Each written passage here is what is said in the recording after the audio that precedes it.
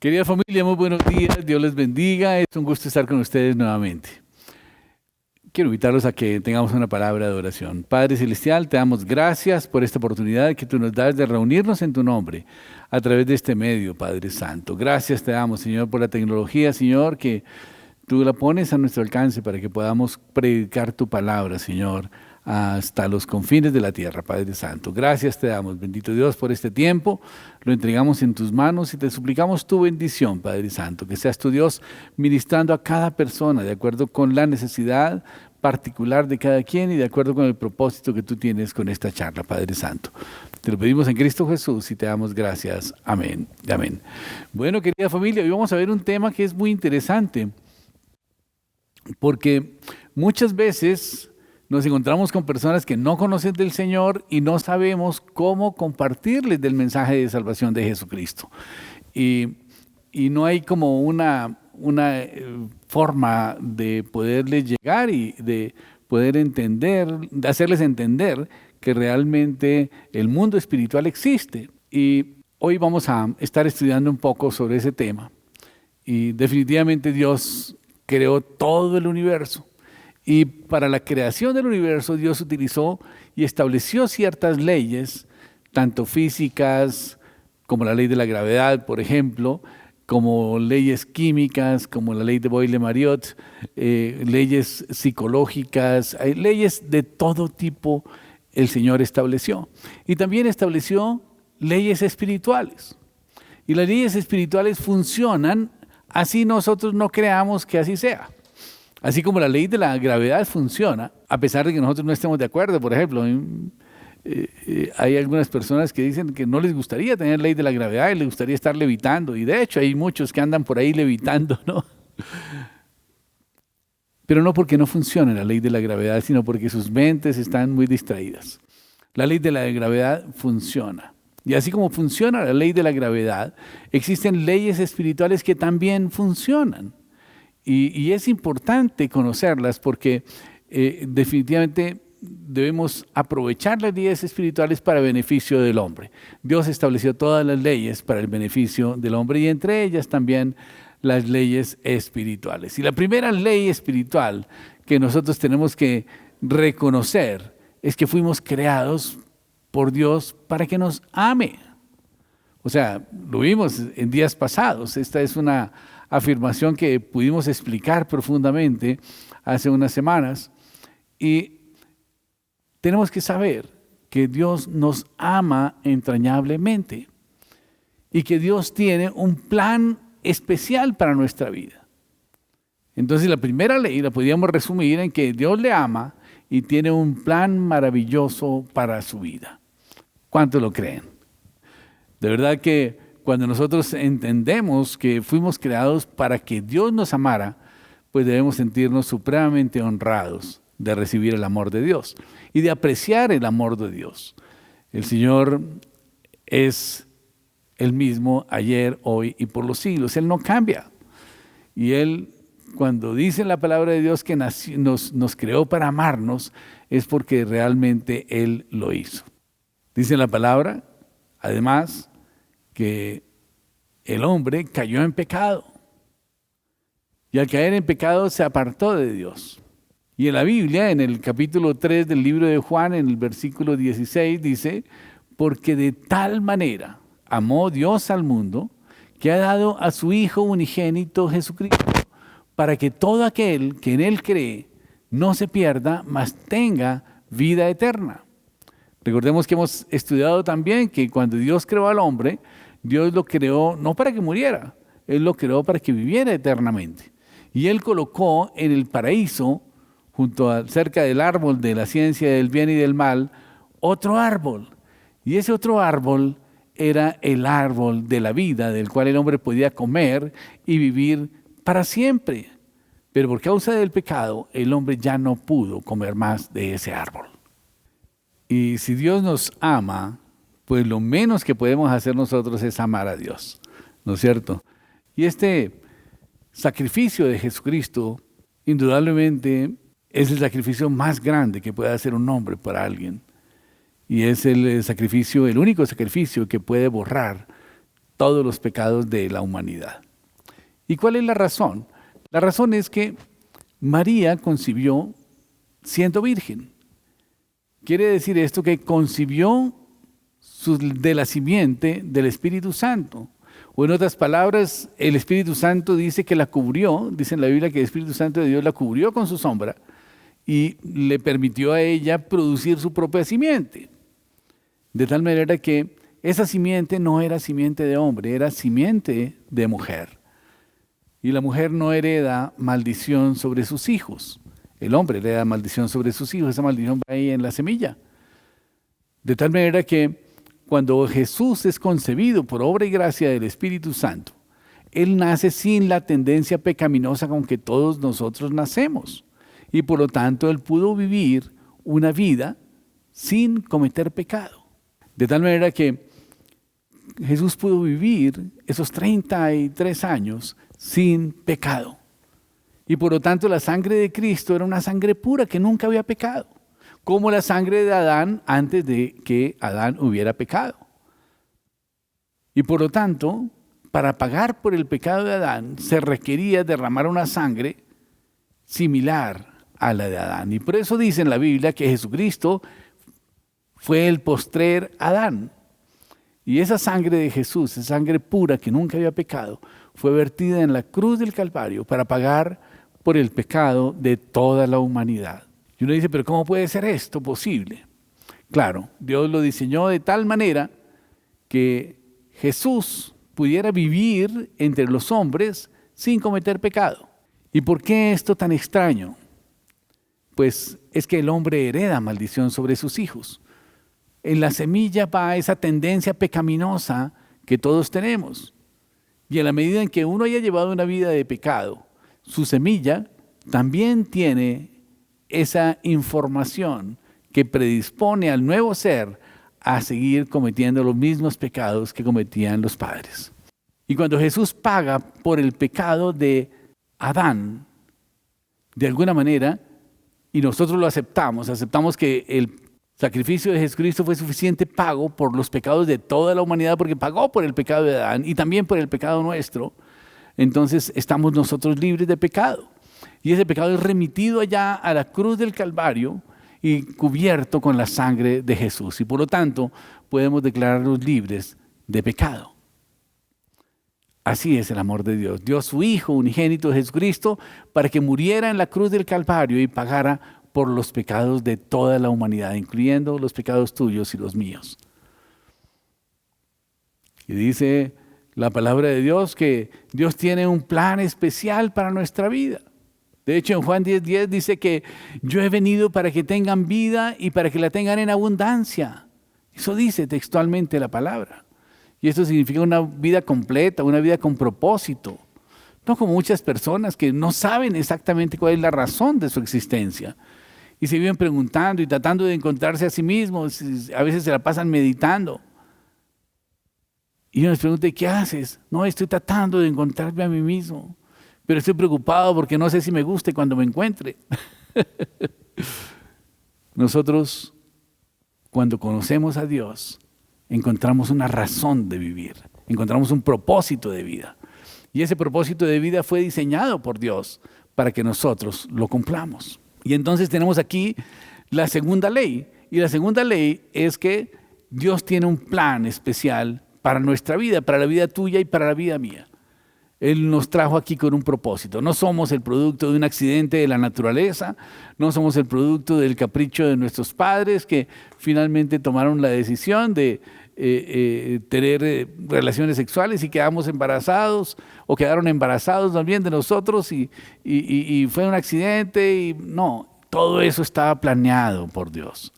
Dios lo tenía escrito en su libro y también tenía escrito en su libro todo lo que nosotros íbamos a hacer en este mundo. Tenía escrito su plan de desarrollo de nuestra vida. Ahora bien, ¿por qué es que la mayoría de las personas no están experimentando esa vida abundante? ¿Por qué? Hay otra ley, y es que el hombre es pecador y está separado de Dios. Y por lo tanto no puede conocer ni experimentar el amor y el plan de Dios para su vida. Dice en el libro de Romanos, capítulo 3, versículo 23, por cuanto todos pecaron, están destituidos de la gloria de Dios. Así que no hay justo ni siquiera uno. Y el hombre fue creado para tener compañerismo con Dios, pero debido a su voluntad terca y egoísta, escogió su propio camino y empezó a llevar su vida a su manera. Y su relación con Dios se interrumpió. Y esta voluntad egoísta, caracterizada por una actitud de rebelión activa y una indiferencia pasiva, en una evidencia de lo que la Biblia llama pecado. El hombre en su egoísmo no le dio lugar a Dios en su vida. Y vive sentado en su trono, en el trono de su egoísmo, en vez de darle lugar a Jesús, ese lugar que Jesús se merece, que debe ser el primer lugar de su vida. Y por lo tanto, el hombre está separado de Dios. Dice en la palabra que la paga del pecado es muerte. Romanos 6, 23. O sea, separación espiritual. Dios y el hombre, pecador, están distantes. Y no puede llegar en uno al otro. Oye, el hombre no puede llegar a Dios por causa de su pecado. Dios es santo. El hombre es pecador. Y hay un gran abismo que separa al hombre de Dios. El hombre está tratando continuamente de alcanzar a Dios y la vida en abundancia y quiere cruzar ese abismo de separación mediante sus propios esfuerzos, mediante la religión, mediante la moral, mediante la filosofía, mediante las buenas obras, etc. Pero no es el camino.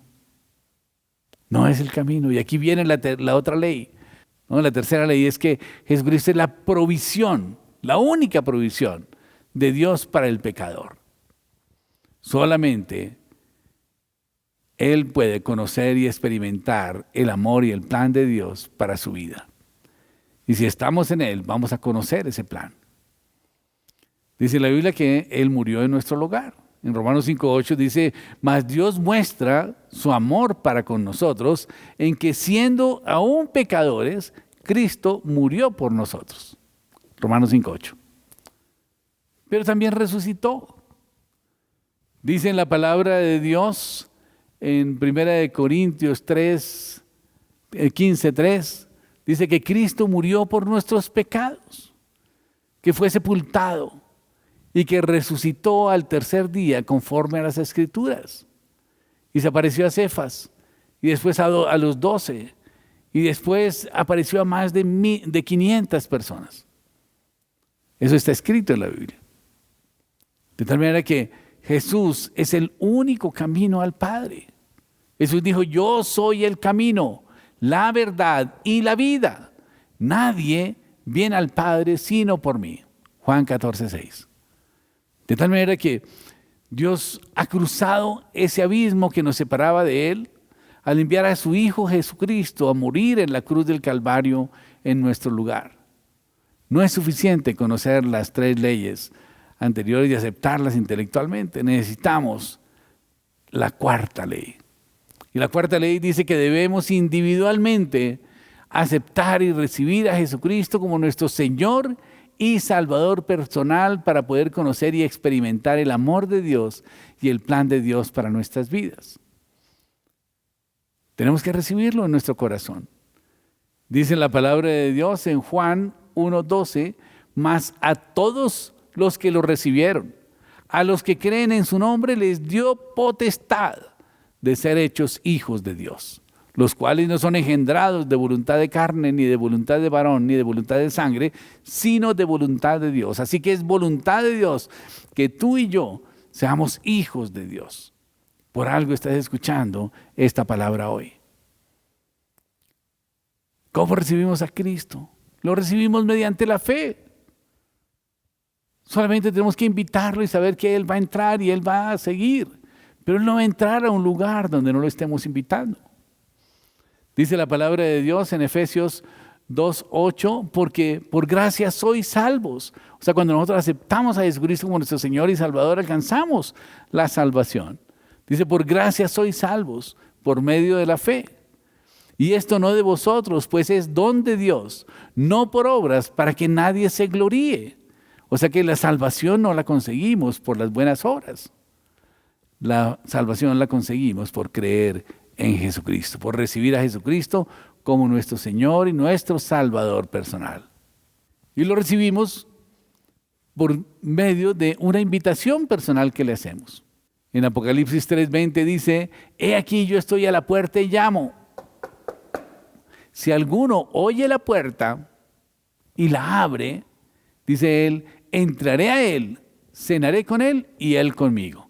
Y esto significa que el Señor Jesucristo va a tener una relación cercana con nosotros. Los judíos no invitan a su casa a cualquier persona a cenar, y menos repetir la invitación. De tal manera que cuando dice, entraré a él, cenaré con él y él conmigo, significa que vamos a compartir íntimamente.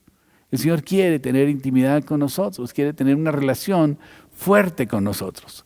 El recibir a Cristo comprende un cambio en la actitud hacia Dios, significa confiar en Cristo para que Él entre a nuestras vidas y perdone nuestros pecados.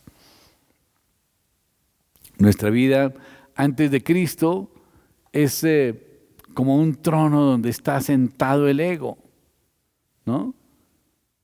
Ese yo finito en el trono de Cristo, en vez de estar Cristo en ese trono. Pero normalmente nosotros nos sentamos allí en el trono y dejamos a Cristo por fuera.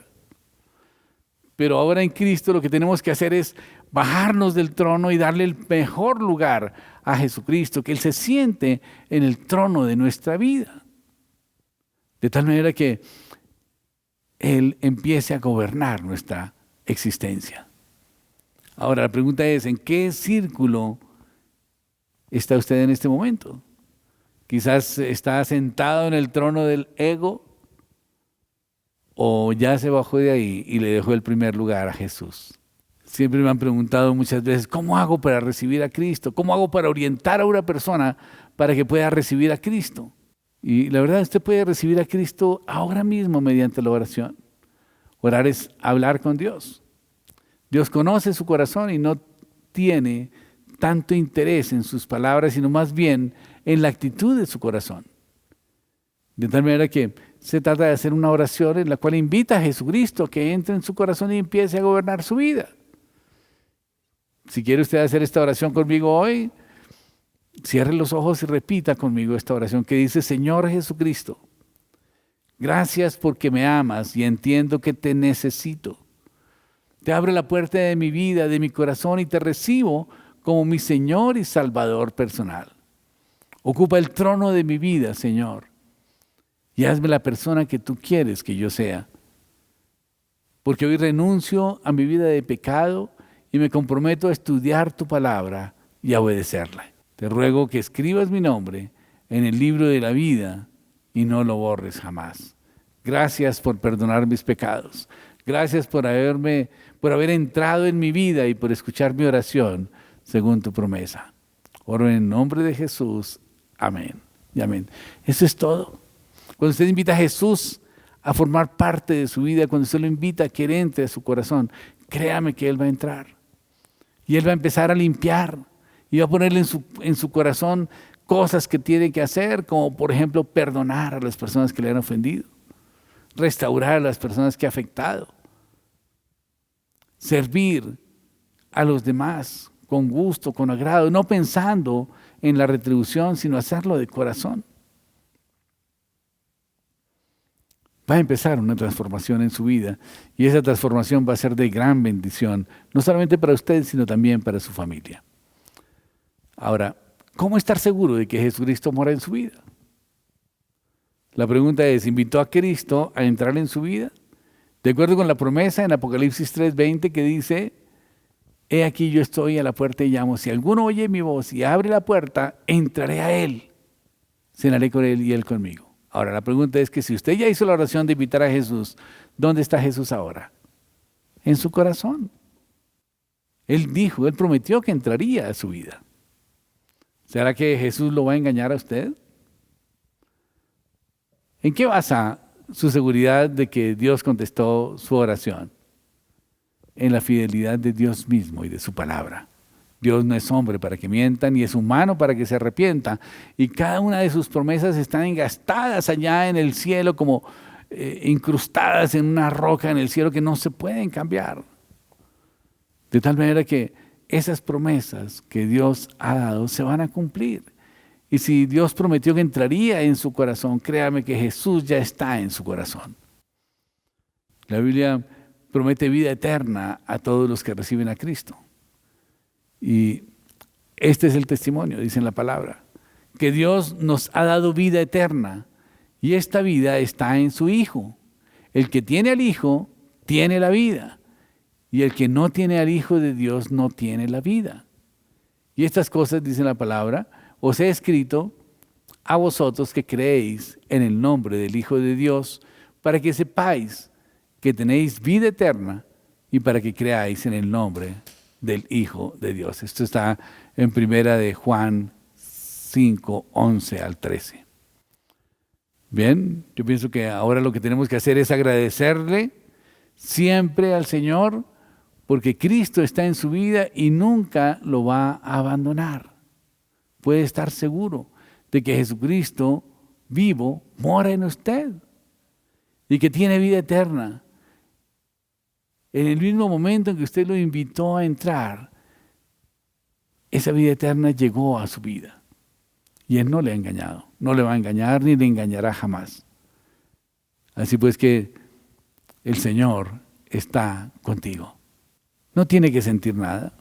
Algunas personas sienten algo especial, sienten una emoción profunda, algunas personas sudan, algunas personas tiemblan, algunas personas tienen algún tipo de reacción emocional por causa de la presencia del Espíritu Santo de Dios en su vida. Pero no dependa usted de sus sentimientos. Nuestra seguridad está en la promesa de la palabra de Dios, no en nuestros sentimientos. El cristiano vive por fe, por confianza en Dios, en la fidelidad de Dios mismo y en su palabra. Una cosa está funcionando. Nosotros somos quienes ponemos a andar nuestra vida. Nosotros ponemos a andar nuestra vida con la guía de Dios. Digamos que la guía de Dios pueden ser las carrileras del tren y nosotros somos la locomotora. Lo que nosotros hacemos es lo que jala todo lo que viene detrás. De tal manera que vamos arrastrando la fe y vamos arrastrando también las emociones. Las emociones vienen después por causa de la fe. Pero tenemos que actuar de acuerdo con la palabra. Primero viene la obediencia, después la obediencia trae fe y la fe trae el sentir, el gozo de obedecer la palabra de Dios. No podríamos considerar que el vagón de un tren corra solo. Necesita una locomotora y esa locomotora somos nosotros, nuestra alma, nuestra mente, nuestras emociones, nuestra voluntad, nuestra decisión de seguir a Cristo y obedecer su palabra. Y esta voluntad va a estar inspirada por el Espíritu Santo y guiada por el Espíritu Santo de Dios. Amén. De tal manera que sería inútil que un vagón tratara de viajar solo si no tiene una locomotora que lo esté jalando, ¿verdad? Quizás en una bajada puede deslizarse y a lo mejor producir un accidente. Pero de la misma manera nosotros como cristianos no podemos depender de los sentimientos o de las emociones, sino que ponemos nuestra fe, nuestra confianza en la fidelidad de Dios y en las promesas de su palabra. Ahora bien, ahora que has recibido a Cristo, ahora que hemos recibido a Cristo como nuestro Señor y Salvador personal, en el momento en que ya hicimos esa decisión en un acto de fe, lo recibimos, sucedieron muchas cosas. En primer lugar, Cristo entró en su vida. Recordemos Apocalipsis 3:20. Yo estoy a la puerta y llamo. Si alguno oye mi voz, entraré a él. Esa promesa ya está cumplida. Luego, Colosenses 1:26 dice, el misterio que había estado oculto desde los siglos y edades, pero que ahora ha sido manifestado a sus santos, a quienes Dios quiso dar a conocer las riquezas de la gloria de este ministerio entre los gentiles, que es Cristo, en vosotros, la esperanza de gloria. O sea, Cristo es en nosotros la esperanza de gloria. Muy bien. En segundo lugar, nuestros pecados fueron perdonados. Fueron perdonados nuestros pecados. Ahora, sería bueno que usted haga una confesión pormenorizada de los pecados para que tenga certeza de que sus pecados fueron perdonados. Porque también hay una promesa que dice que si confesamos nuestros pecados, Dios es fiel y justo para perdonar nuestros pecados y limpiarnos de toda maldad. La maldad es lo que queda después de que nosotros cometemos un pecado. Quedan sentimientos de culpa, quedan sentimientos de acusación, y aparte de eso queda la tendencia de seguir repitiendo ese pecado. De tal manera que cuando nosotros confesamos nuestro pecado, Dios es fiel y justo para perdonarnos y limpiarnos de toda maldad. Y por lo tanto, nuestros pecados fueron perdonados cuando nosotros aceptamos a Jesucristo, dice Colosenses 1:14. Y dice así, en quien tenemos redención por su sangre, el perdón de pecados. Redención por su sangre, el perdón de pecados, ¿qué significa? Que nuestros pecados pasaron a la cruz del Calvario, pasaron a la sangre de Jesús y fueron cubiertos con la sangre de Jesús y por lo tanto fueron eliminados, fueron redimidos por la sangre de Jesucristo. En tercer lugar, cuando usted acepta a Jesucristo como su Señor y Salvador, usted puede tener la categoría de ser hecho hijo de Dios. En Juan 1:12 dice, mas a todos los que lo recibieron, o sea, todos son todos, a los que creen en su nombre, esta es una segunda condición. O sea, creer en el nombre de Jesús es creerle a Jesús, es obedecer su palabra.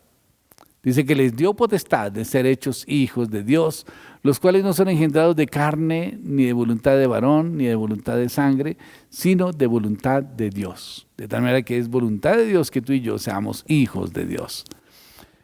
En cuarto lugar, usted empezó a vivir una gran aventura para la cual Dios lo creó. Y es cuando usted empieza a vivir esa vida abundante. Porque dice Juan 10:10, el ladrón no viene sino para hurtar, matar y destruir. Y yo he venido, dice Jesucristo, para que tengan vida y para que la tengan en abundancia. Así que usted tiene que disfrutar esa vida abundante en su vida. Y en 2 Corintios 5:17 dice que de modo que si alguno está en Cristo, nueva criatura es. Las cosas viejas pasaron. Un amigo mío decía, las viejas pasaron, ahora estoy concentrado con mi esposa. Las cosas viejas pasaron. He aquí, todas son hechas nuevas. Es una nueva vida en Cristo, es una transformación que el Señor hace en nuestra vida. Y en 1 de Tesalonicenses 5:18 dice, dad gracias en todo, porque esta es la voluntad de Dios para con vosotros en Cristo Jesús. Tenemos que estar agradecidos con Dios por esa obra maravillosa que Él hizo en la cruz del Calvario y de la cual somos nosotros partícipes. ¿Puede usted pensar en algo más extraordinario que le haya ocurrido que recibir a Cristo? ¿Le gustaría dar gracias a Dios en oración ahora mismo por lo que Jesús ha hecho por usted? El acto mismo de dar gracias a Dios es una demostración de fe. Hágalo, oren y dele gracias a Dios por eso. ¿Y ahora qué? Pues voy a hacerle algunas sugerencias para su crecimiento espiritual. O, si usted ya es un cristiano, simplemente tenga en cuenta estas sugerencias para que se las haga a la persona a quien le esté compartiendo. El crecimiento espiritual es el resultado de permanecer confiando en Jesús. Dice en la Biblia en Gálatas 3:11, el justo por la fe vivirá. Una vida de fe lo capacitará cada vez más para confiar más en Dios. De tal manera que cada vez usted va a estar teniendo mayor confianza en Dios en la medida en que usted se la manifiesta. Y por lo tanto mi recomendación es que converse con Dios en oración diariamente. Juan 15:7 dice, si permanecéis en mí y mis palabras permanecen en vosotros, pedid todo lo que querráis y os será hecho. De tal manera que ahí tiene una garantía de que sus oraciones van a ser poderosas y van a ser contestadas por el Señor. Recurra a la Biblia, estúdiela diariamente, participe de los estudios bíblicos cuando tenga oportunidad de hacerlo. Empiece a estudiar la Biblia, inicie con el Evangelio de Juan, que es un evangelio que fue escrito para los gentiles y nos va a quedar muy fácil entenderlo. En Hechos 17:11 dice, y estos eran más nobles que los que estaban en Tesalónica, pues recibieron la palabra con toda solicitud, escudriñando cada día las Escrituras para ver si esas cosas eran así. De tal manera que esto es muy importante que nosotros hagamos, que ustedes confirmen con la Biblia todas las cosas que nos escuchan, porque de esta manera entonces podrá su fe ir creciendo y sabiendo que la palabra de Dios es correcta, la que estamos enseñando. Confíe en Dios siempre, en cada aspecto de su vida. Primera de Pedro 5:7 dice, echando toda ansiedad sobre Él, porque Él tiene cuidado de vosotros. El Señor tiene cuidado de nosotros. Así pues que si Él tiene cuidado de nosotros, descansemos en Él, porque Él nos cuida, Él nos guarda, Él nos protege. El Señor está pendiente de nuestra vida. Pero dice también que el Señor nos llena del Espíritu Santo si nosotros se lo pedimos. Dice la palabra de Dios que nosotros somos malos padres y sin embargo le damos buenos regalos a nuestros hijos. ¿Cuánto más nuestro Padre Celestial dará el Espíritu Santo a quien lo pida? Así pues que tenemos que, después de hacer la oración de entrega, tenemos que pedirle al Espíritu Santo de Dios que entre en nuestra vida y que nos llene completamente de su presencia. Y esto nos ayuda para que nosotros sigamos caminando siempre guiados por el Espíritu Santo. Y así dice el libro de Gálatas 5:16, que dice, andad pues en el Espíritu y no satisfagáis las obras de la carne, los deseos de la carne no los satisfagáis, porque el deseo de la carne es contra el Espíritu y el del Espíritu es contra la carne y estos se oponen entre sí para que no hagáis lo que quisierais. Tenemos que saber que nuestro espíritu y nuestra carne siempre están luchando y por lo tanto tenemos que darle prioridad al Espíritu, porque el Espíritu es inspirado por Dios. La carne es inspirada por Satanás y sus demonios y sus estrategias. Y tenemos que saber que el que debe tener victoria es el Espíritu Santo de Dios en nuestra vida.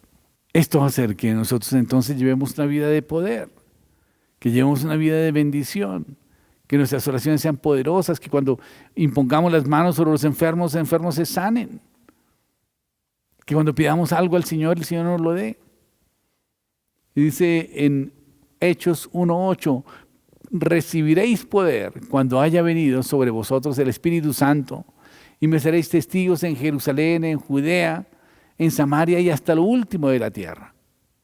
De tal manera que si nosotros somos testigos de Jesús, estamos dando evidencia de nuestra fe en Él. Y este testimonio es la mejor forma de evangelizar a los demás, porque la gente realmente no cree que hay un Dios, la gente no conoce que existen estas leyes espirituales, la gente no sabe que Jesucristo ya pagó por sus pecados y están llevando todavía las consecuencias de su pecado a las espaldas. Es como cargar un muerto ahí pegado, es algo horrible. Pero cuando sabemos que Jesucristo ya pagó por nuestros pecados, nos descargamos de esa carga tan fastidiosa que no nos deja andar libremente y podemos empezar una vida abundante en Cristo Jesús. Tenemos que testificar a los demás sobre lo que el Señor ha hecho en nuestra vida. En Marcos 4:19 dijo Jesús, venid en pos de mí y os haré pescadores de hombres.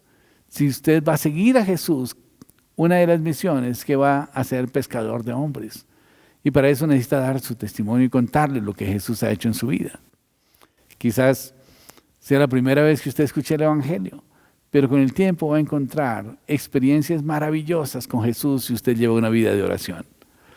Juan 15:8 dice, en esto es glorificado mi Padre, en que llevéis mucho fruto y seáis así mis discípulos. Cuando usted comparte el Evangelio, lleva fruto porque nuevas almas son ganadas para el reino.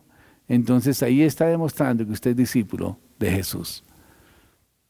Obedezca a Dios todo el tiempo, momento a momento.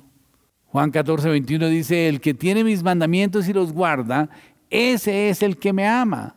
Y el que me ama será amado por mi Padre y yo le amaré y me manifestaré a él. Si usted no se congrega en una iglesia, no espere a que lo inviten a hacerlo. Demuéstrenlo con su propia iniciativa. Llame o visite un ministro de Dios. Busque una iglesia cercana a su casa y donde se exalte a Jesucristo y se predique su palabra. Comience ahora mismo Haga planes para asistir regularmente a la iglesia, involúcrese en el ministerio y cada día vaya capacitándose más para poderle servir mejor al Señor. Y esto hará que pueda lograr llevar esa vida abundante que Jesús ofrece. Oremos. Padre Celestial, te damos gracias, Señor, por tu amor y por tu misericordia. Gracias, Señor, por esta enseñanza que nos ayuda a tener una metodología para poder compartir la palabra de Dios.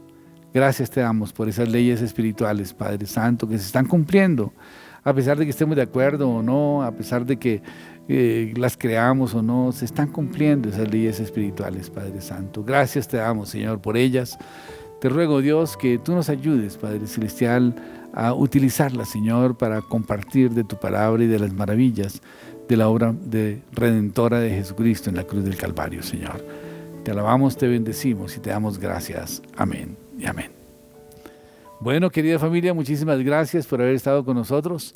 Los invitamos a que se congreguen en nuestra iglesia en la avenida 127, número 18C16. Muchísimas gracias, Dios les guarde y les bendiga. Desde Bogotá, Colombia, reciban un saludo muy especial y un gran abrazo.